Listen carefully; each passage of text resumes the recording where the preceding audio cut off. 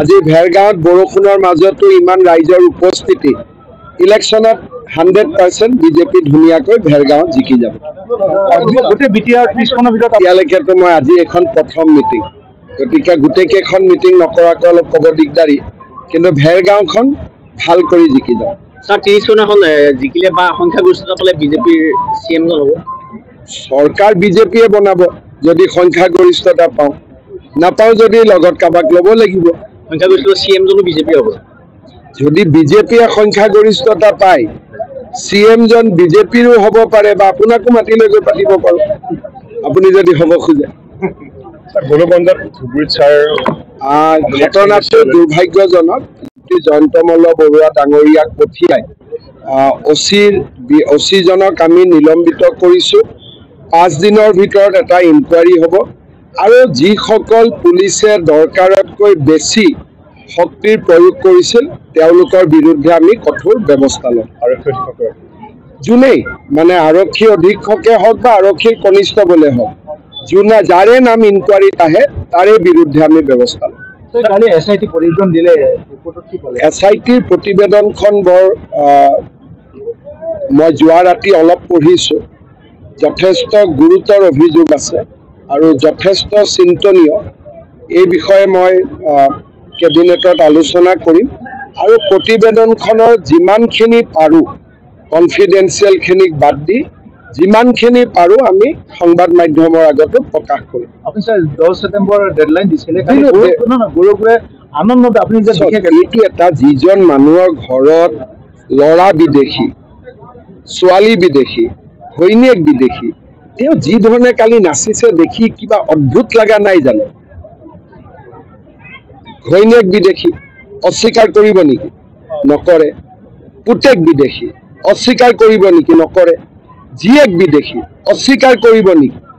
আজি যদি মই কংগ্ৰেছত থাকিলোহেঁতেন মই ধাক্কা দি ষ্টেজৰ পৰা নামাই দিলোহেঁতেন যে মহাত্মা গান্ধীয়ে দেশ স্বাধীন কৰিলে, সভাপতিৰ ঘৰত 3টা পৰিয়ালে বিদেশী, সেই বাকী কেইজনে লগত যে নাচিছে তেওঁলোকৰ একো নাই কাৰণে এইবিলাক কৰি আছে। নহ'লে কাৰোবাৰ সন্মান থকা মানুহে এই কাম কৰে নেকি?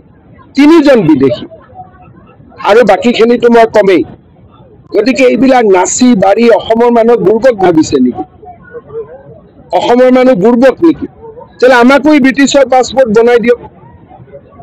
যদি ব্ৰিটিছতে পাছপৰ্ট হ'ব লাগে, চাহ বাগিচা ল'ৰাজনকো ব্ৰিটিছ বনাই দিয়ক, বড়ো মানুহজনকো ব্ৰিটিছ বনাই দিয়ক, ৰাভাজনকো ব্ৰিটিছ বনাই দিয়ক।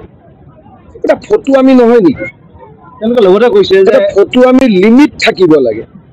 ফটো আমি লিমিট পাৰ হৈ গৈছে। 3টাকৈ মানুহ বিদেশী, প্ৰথম বিদেশী কেইজনক স্বদেশী কৰকচোন, তাৰ পিছত বিহু নাচি দেখুৱাব। তেওঁলোকে কৈছে এটম বম ফুটোৱাৰ কথা আছিল, কিন্তু এইবিলাক সেইবিলাক হ'ল আপোনাৰ ভাষা বা তেওঁলোকৰ ভাষা। ইয়াতকৈ কি এটম বম লাগে যে 3টাই মোৰ ঘৰত বিদেশী? যদি হিমন্ত বিশ্ব শৰ্মাৰ ঘৰত 3জন বিদেশী হলহেঁতেন আপোনালোকে কি কৰিলেহেঁতেন? তাকতো এটম বম, পৰমাণু, নিউক্লিয়াৰ চব বনাই দিলেহেঁতেন। গতিকে যিবিলাকে এইবিলাক ইমান চিৰিয়াছ কথা এটাক অলপমান লঘু কৰি উপস্থাপন কৰিব চেষ্টা কৰে, তেওঁলোকৰ প্ৰতি মোৰ সহানুভূতি আছে। গতিকে তেওঁলোকে দেশৰ কল্যাণো নিবিচাৰে, ৰাষ্ট্ৰৰ কল্যাণো নিবিচাৰে। গৌৰৱ গগৈয়ে ক'লে মই পাকিস্তান গৈছোঁ। এখন পেপাৰে সুধিছে নেকি আপুনি 10 দিন কি কৰি আছিল কওক বুলি? গতিকে কোনোবা সংবাদ পত্ৰৰ সাংবাদিক বা কোনোবা এডিটৰে এইটোক চিৰিয়াছ বুলি নাভাবিব পাৰে, আমাৰ কাৰণে এইটো চিৰিয়াছ ইছ্যু। SIT এইবোৰ গুৰুতৰ হ'লে তেতিয়া কি ব্যৱস্থা গ্ৰহণ কৰিব? ব্যৱস্থাটো গ্ৰহণ কৰাৰ 2টা ৰাস্তা থাকে। এটা, যিখিনি আইনৰ ভায়লেশ্যন হৈছে তাৰ ওপৰত এপ্ৰপ্ৰিয়েট অথৰিটিয়ে কেছ কৰে আৰু ৰাইজে শাস্তি দিয়ে। গতিকে ব্যৱস্থা মানে কি? যে মই পাকিস্তানত গ'লো, গৈ মই নাচি বাগি আহিলোঁ, এইটোতো কোনো ব্যৱস্থা নাই। এইটো ব্যৱস্থা ৰাজনৈতিক ব্যৱস্থা। গতিকে ব্যৱস্থা আইনগত ব্যৱস্থা, ৰাজনৈতিক ব্যৱস্থা। ৰাইজে নিজে সিদ্ধান্ত ল'ব যে এই মানুহজন আমাৰ নেতা হ'ব পাৰে নে নাই।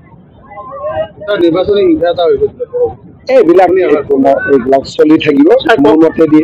কোনোবাই পিষ্টল ওলোৱা বুলি কৈছে, এইবিলাক চব বনোৱা পিষ্টল হয়, এইবিলাক অৰিজিনেল হ'বই নোৱাৰে, ইয়াতে নাই। এইবিলাক ঠিক আছে, এইটো যোৱাকালি মোৰ কথাও হৈছিলে। এইবিলাক কেতিয়াবা লৰাৰ মাজত হৈ যায়, ইমান গুৰুত্ব দিবলগীয়া কথা এইটো নাই। স্যাৰ কংগ্ৰেসেৰ পাগল পাৰ্টি হলে এইটো কয়, তৃণমূলেও দিয়ে প্ৰাৰ্থী, জয় ভাৰতেও দিয়ে প্ৰাৰ্থী। এইবিলাক পাগল কংগ্ৰেছটো মোৰ এটা লাজে লাগে যে এইটো পাৰ্টিত মই আছিলো, যে টিকট দিয়া মানে জয়লাভ। নিৰ্দলীয় বিলাকেও তেতিয়া কব যে আমাৰ জয় হৈছে বুলি। এইটো ৰাহুল গান্ধী টাইপ, হাৰিলে কয় মৰেল বিজয় হৈছে। 40 জন প্ৰাৰ্থী দিয়াটো এটা বিজয় হ'ব পাৰে নেকি?